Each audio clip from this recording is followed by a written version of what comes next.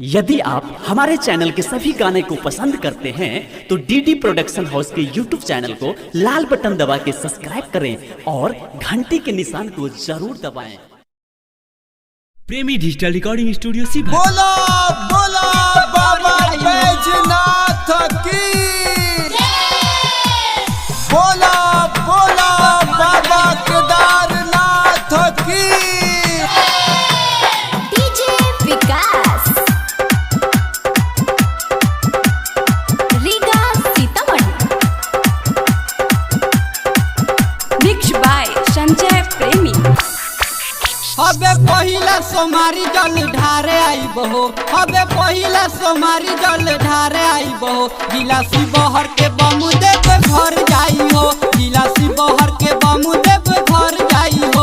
जवन मनवा में बाटे गोहारे आई बहो, जवन मनवा में बाटे गोहारे आई बहो। गिलासी बहर के बमु देव घर जाई हो, गिलासी बहर के बमु देव घर जाई हो।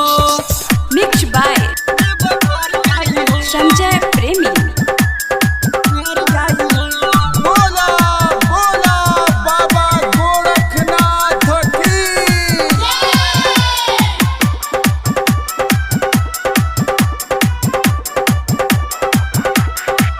सबे जाता देव घर कांधे ले के कावर, सबे जाता देव घर कांधे ले के कावर।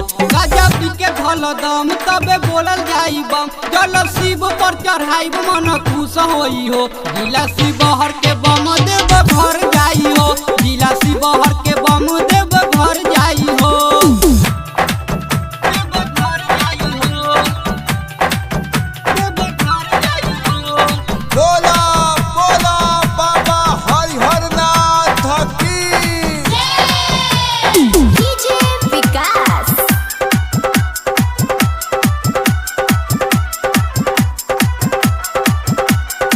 रीगा सीतामढ़ी।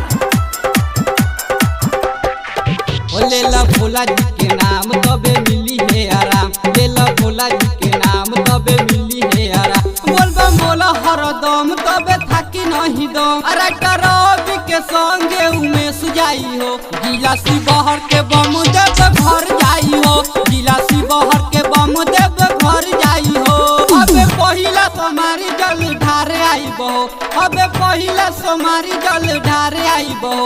गिलासी बहर के बम देव घर जाई हो, गिलासी बहर के बम देव घर जाई हो। प्रेमी डिजिटल रिकॉर्डिंग स्टूडियो सी कॉन्टैक्ट 9304977188।